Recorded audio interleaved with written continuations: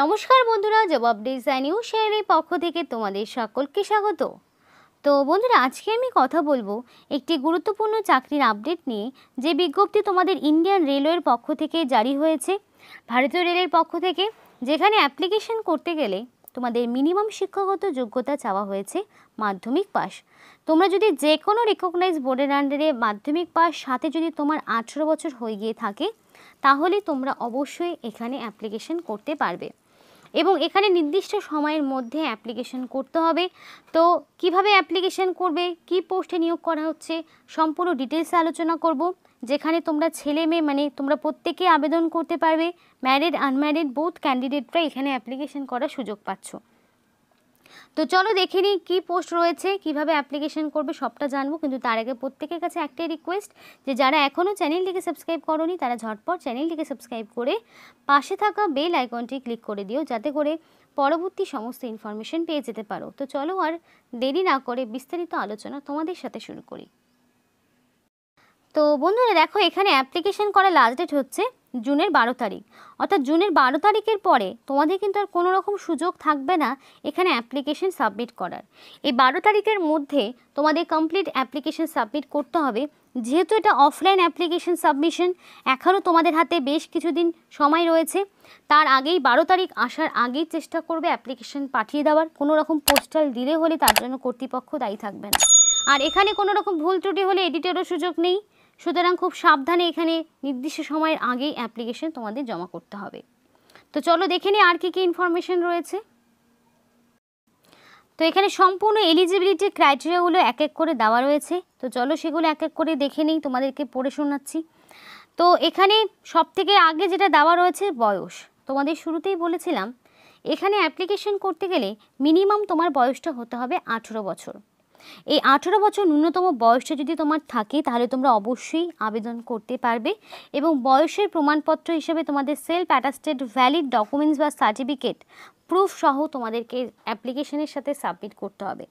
এবার age proof হিসাবে তুমি কি দিতে পারো? এজ প্রুফ হিসাবে তুমি চাইলে মাধ্যমিকের সার্টিফিকেট কিংবা ডেট অফ বার্থ সার্টিফিকেটও প্রোভাইড করতে পারো। যে কোনো একটি তোমাকে এজ প্রুফ হিসাবে দিতে হবে।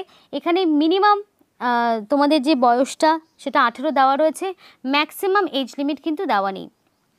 সুতরাং তোমাদের এখানে 18 বছর যাদের মিনিমাম হয়েছে, আর যেহেতু এই টাইপের নোটিফিকেশন এর আগেও তোমাদের সামনে দেওয়া হয়েছিল, 18 থেকে মোটামুটি 40-এর মধ্যে যাদের বয়সটা, তারা অবশ্যই এখানে অ্যাপ্লিকেশন করতে পারবে। এবার দেখো, এখানে অ্যাপ্লিকেন্টকে অবশ্যই মাধ্যমিক পাস থাকতে হবে বা তার অ্যাবাভ যদি কোয়ালিফিকেশন থাকে কোনো রকম সমস্যা হবে না, কিন্তু মাধ্যমিক পাস মিনিমাম থাকতে হবে এবং সেটা যে কোনো রেকগনাইজ বোর্ডের আন্ডারে।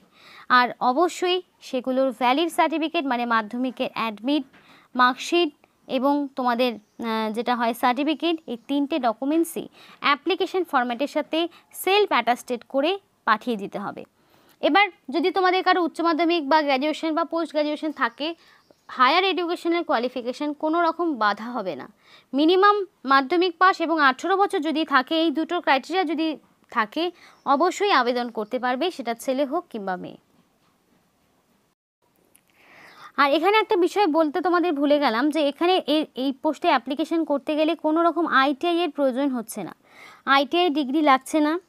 তো এখানে অ্যাপ্লিকেশন করতে গেলে একটা বায়োডাটা ফর্ম রয়েছে, সেই ফর্মটিকে সুন্দরভাবে ফিল আপ করবে, যেখানে শুরুতেই তোমাদের রয়েছে রিসেন্ট পাসপোর্ট সাইজের ফটো। সেটা অবশ্যই সেলফ অ্যাটাস্টেড করবে রিসেন্ট পাসপোর্ট সাইজের ফটোটাকে, এবং খুব বেশি পুরনো হবে না। এবং তুমি কোন হল স্টেশনের আন্ডারে অ্যাপ্লিকেশন করছো সেটা তোমাকে মেনশন করতে হবে। নোটিফিকেশনের নাম্বার এবং নোটিফিকেশনের ডেট মেনশন করতে হবে, যেটা তোমাদেরকে অবশ্যই দেখিয়ে দেবো ভিডিও শেষে, যে নোটিফিকেশন কবে আউট হয়েছে সেই ডেটটা এবং নোটিফিকেশনের নাম্বারটা। এবার তুমি কোন হল স্টেশনের জন্য অ্যাপ্লিকেশন করছো সেটা তোমাকে অবশ্যই মেনশন করতে হবে। করলে তারপরে যেটা করবে সেটা হচ্ছে তোমাদের নিজেদের নাম, অ্যাপ্লিকেন্টের নাম ব্লক লেটারে লিখতে হবে, ঠিক যেমন বলা রয়েছে তেমনভাবেই দিয়ে দেবে। তারপরে রয়েছে দেখো তোমাদের ফাদার্স নেম, তো বাবার নাম এখানে বসিয়ে দিলে। তারপর তোমাদের present address, permanent address with pin code. তো এবার যদি কারো আলাদা আলাদা হয়ে থাকে তাহলে তো তোমাকে আলাদা আলাদা বসাতে হবে, একদম সাথে তোমাদের সম্পূর্ণ details, village, post office, police station, district, state, তারপরে পিনকোডটা দিতে হবে বলে দিয়েছে, সুতরাং পিনকোডটা অবশ্যই তোমরা এখানে বসাবে, দুটোর ক্ষেত্রেই বসাতে হবে, পিনকোডটা ম্যান্ডেটরি। এবার তোমাদের ডেট অফ বার্থ এবং সাথে বলা রয়েছে self attached photocopy to be attached. তো এখানে ডেট অফ বার্থ প্রুফ হিসাবে ডেট অফ বার্থ সার্টিফিকেট অবশ্যই দিবে এবং তোমাদের এক্স্যাক্টলি ডেট অফ বার্থ কী রয়েছে সেটা এখানে বসিয়ে দেবে। নেক্সট যেটা রয়েছে এডুকেশনাল কোয়ালিফিকেশন এবং সাথে সেলফ অ্যাটাস্টেড ফটো তোমাকে অ্যাটাচ করতে হবে। তো এডুকেশনাল কোয়ালিফিকেশন যেহেতু এখানে মাধ্যমিক পাস চাওয়া হয়েছে, সুতরাং মাধ্যমিকের সমস্ত রকম ডকুমেন্টসগুলো এখানে দেবে, এক্সট্রা কোনো রকম কোয়ালিফিকেশন দেওয়ার প্রয়োজন নেই, মাধ্যমিকটা শুধুমাত্র দিয়ে দিলেই হবে। এবার বলা রয়েছে যে তুমি এখানে মেডিকেলি ফিট এবং ফাইন কিনা, তো অবশ্যই সেই মেডিকেল সার্টিফিকেটটাও তোমাকে কিন্তু এখানে দিতে হবে, সেটা যে কোনো মানে সরকারি হাসপাতালে যে কোনো যে ডক্টররা রয়েছে তাদের সাইন করা একটা সার্টিফিকেট তোমাকে এখানে দিতে হবে। দেওয়ার পরে সর্বশেষে তোমাকে যেটা করতে হবে সিগনেচার করে দেবে নিজের অবশ্যই রানিং হ্যান্ডরাইটিংয়ে এবং তোমাদের মোবাইল নাম্বার, প্যান কার্ডের নাম্বার, আধার কার্ডের নাম্বার, দেখো তিনটেই চাওয়া হয়েছে। অনেকেই তোমরা কমেন্ট বক্সে কমেন্ট করো দিদি প্যান কার্ডের নাম্বার নেই কী করব। দেখো অন্যগুলোর ক্ষেত্রে তো লাগে না, কিন্তু যেই সমস্ত নোটিফিকেশনে মেনশন করা থাকে সেগুলোতে তো অবশ্যই তোমাকে দিতে হবে। যেহেতু প্যান কার্ডের নাম্বার এখানে চাওয়া হয়েছে, সুতরাং প্যান কার্ডের নাম্বার, আধার কার্ডের নাম্বার দুটোই এখানে তোমাকে বসাতে হবে। এর জন্য কিন্তু কোনো রকম অপশন দেওয়া নেই। যদি প্যান কার্ডের নাম্বারের পাশে ইফ এনি থাকতো তাহলে তোমার না দিলেও চলতো, সেই জন্য জায়গাটা কিন্তু ক্লিয়ার করে দিলাম। তারপর তোমার প্লেস এবং ডেট, তুমি যেখান থেকে অ্যাপ্লিকেশন করছো সেই প্লেস এবং ডেট দিয়ে এই অ্যাপ্লিকেশন ফর্মটিকে পূরণ করে ফেলবে। এবার দেখো এখানে মেডিকেল সার্টিফিকেটটা দেওয়া রয়েছে, এইটাই তোমরা প্রিন্ট আউট করে নিয়ে যাবে। প্রিন্ট আউট করে এখানে সিগনেচারটা শুধুমাত্র যে কোনো সরকারি হাসপাতালে কর্মরত কোনো ডক্টরের সাইন করা হতে হবে। তো মেডিকেল সার্টিফিকেটে বলা রয়েছে শ্রী অথবা তুমি তোমার নামটা এখানে বসিয়ে দিলে, তোমার village, post office, police station, district, state এগুলো দিয়ে দিলে। দেওয়ার পরে তোমার এখানে একটা বলা রয়েছে who passport size photo is pasted below has been examined by on dash. তো এখানে তোমরা মেডিকেলি ফিট অ্যান্ড ফাইন কিনা সেই সম্পূর্ণটা চেক আউট করে তোমাকে এখানে একটা ছবি অ্যাটাচ করে দিতে বলেছে, রিসেন্ট পাসপোর্ট সাইজের ফটো।